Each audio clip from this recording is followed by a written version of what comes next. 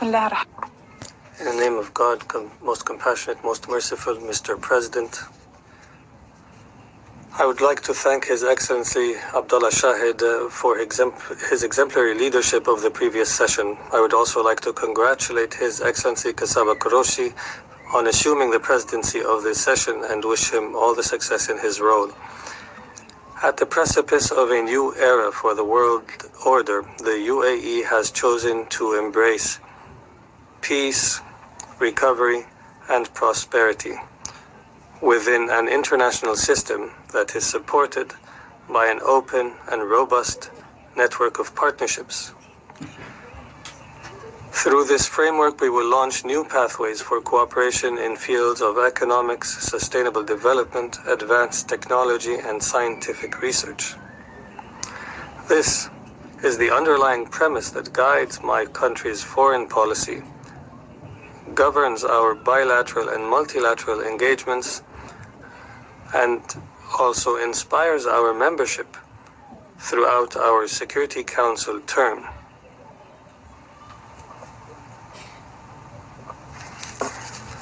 However, we are well aware of the magnitude of the daunting challenges before us today, as well as the increasing level of polarization that looms over the entire international system.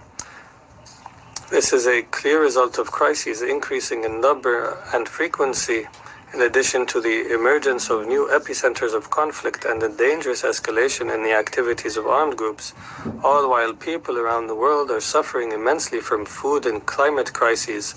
These challenges not only threaten the gains by humanity, but also severely impact poor and developing countries and their ability to meet the needs of their people. These issues call into question the effectiveness of the current world order.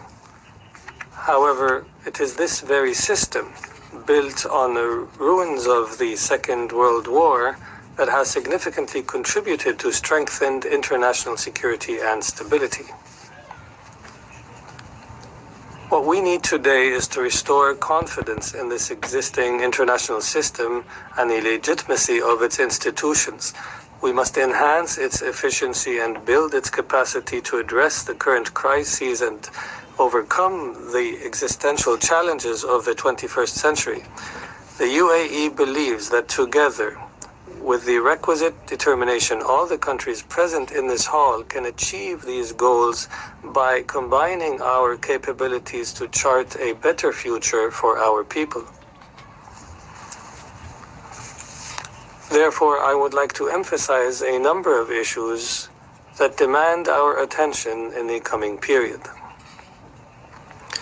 Recent developments underscore the need to respect international law, in particular the United Nations Charter. International law must be applied consistently without double standards or selectivity. This is the imperative for stability and security in our international order, an order based on respect for sovereignty, independence, and territorial integrity of states. In this context, we renew our demand for an end to Iran's occupation of the 3 UAE islands, the Greater and Lesser Tums and Abu Musa. The UAE's sovereignty over which is proven by history and international law. We emphasize that despite UAE's sincere calls to peacefully resolve this conflict over the past 5 decades, Iran has not responded. But we will never relent in voicing our legitimate claim over these islands, whether through direct negotiations or through the International Court of Justice. We must spare no effort to overcome the fatigue that has become increasingly characteristic of the current international approach to addressing crises. We need to progress towards more permanent, comprehensive, and fair solutions to the escalating armed conflicts around the world and to address the repercussions of this instability within the current world order. We must therefore embrace innovative solutions to enhance the effectiveness of the international system and empower countries and regions emerging from conflict to actively contribute to solving the most pressing challenges of this era. For decades, the Arab world and Africa have been hit the hardest by crises. As a direct result, we have learned difficult yet critical lessons. We must prioritize diplomatic solutions, dialogue, and de-escalation in order to settle tensions, prevent conflicts from emerging, and combat extremist ideologies.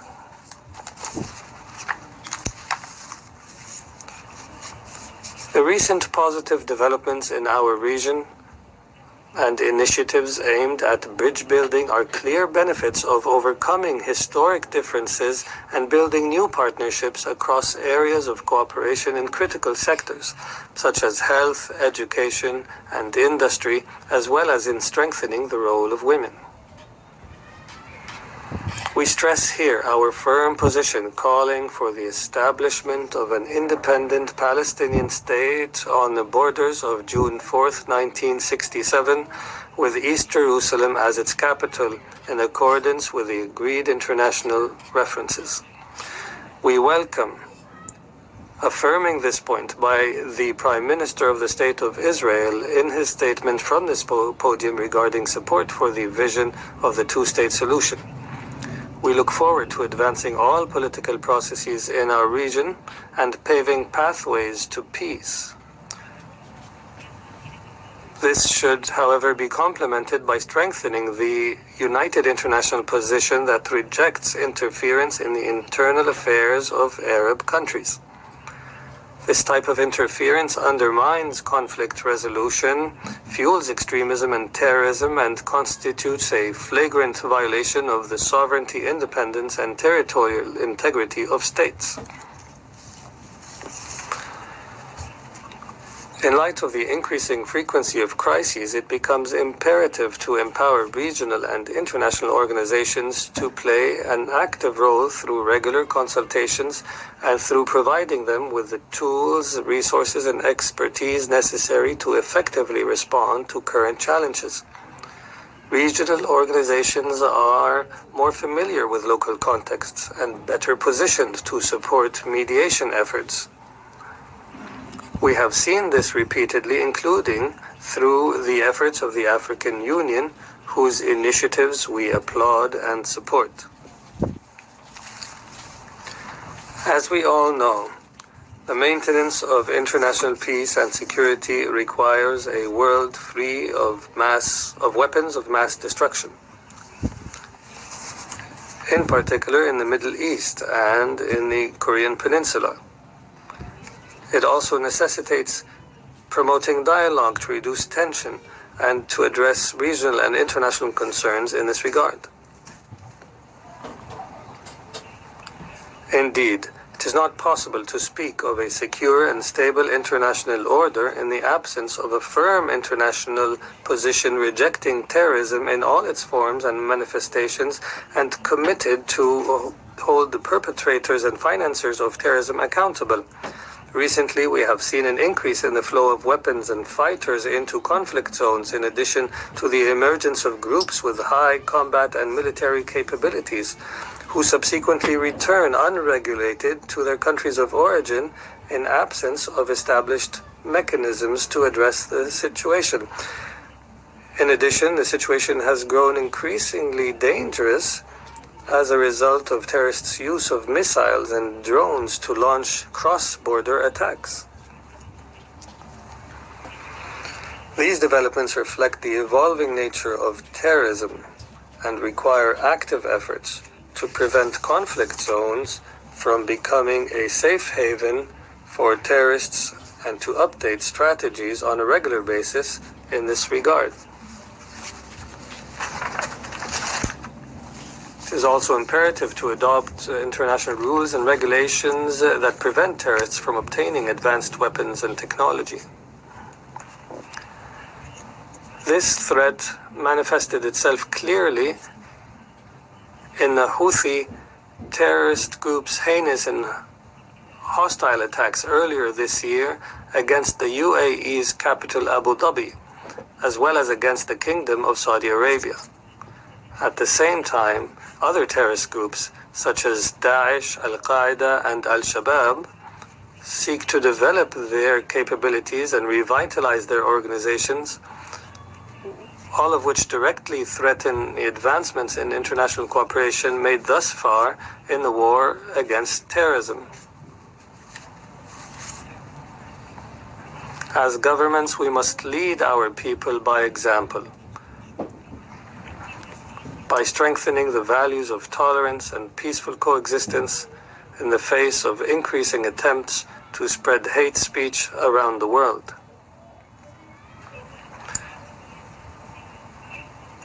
In addition, and in light of humanity's shared destiny, it is imperative that we acknowledge the need for joint action.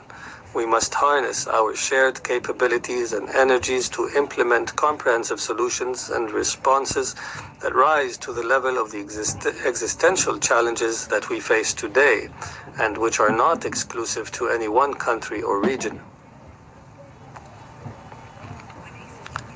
There is no clearer example of this fact than the implications of climate change.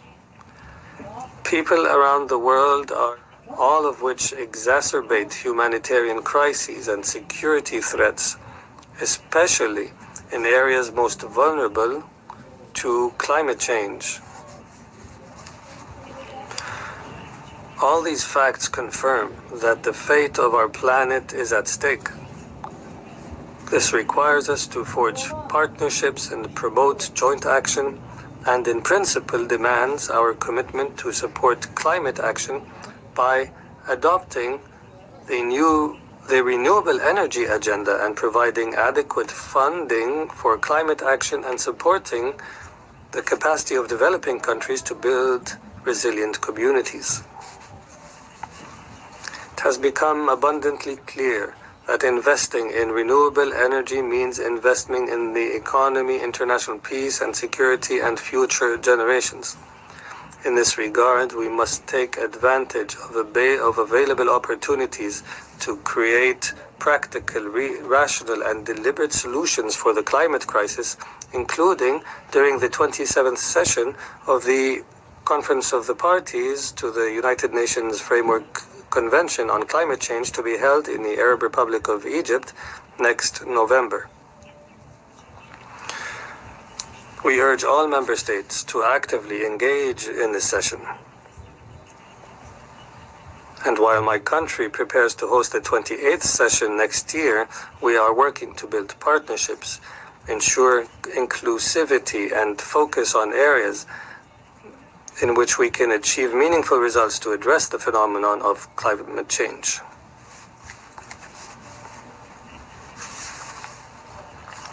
Furthermore, focusing on climate change will relieve the food crisis around the world. The Agricultural Innovation Initiative, launched by the UAE in cooperation with the United States, aims to improve food production and reduce hunger levels around the world.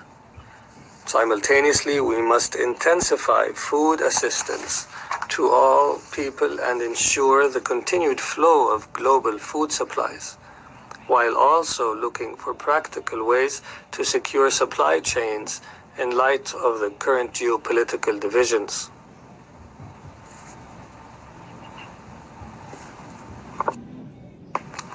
Despite the gravity of the current challenges and the need to address them urgently, we must not disregard the importance of foresight to ensure long-term stability and prosperity. In this regard, my country is building a diversified and knowledge-based economy which relies on scientific and technological progress and peaceful and secure societies.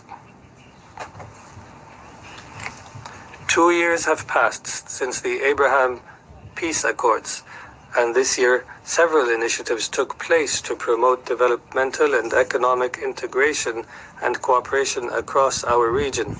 We have witnessed the rise of a community for progress in the Middle East, which will reinforce joint cooperation around the most pressing global priorities.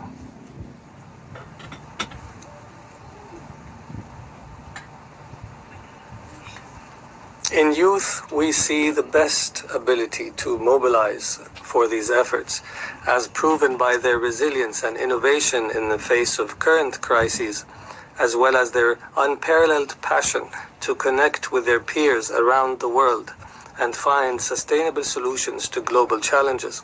Therefore, we will not give up on the potential of youth or our investment in youth to ensure that they remain pillars and leaders of the future. We also believe that the full, equal, and meaningful participation of women in various fields contributes to advancing societies, thereby ensuring their stability now and in the future.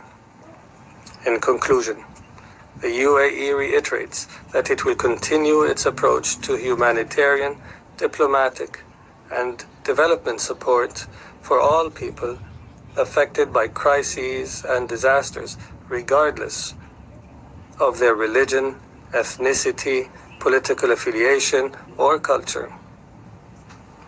We will continue to work with all friends and partners to build the capabilities and capacities of governments and people across all fields for the universal common good.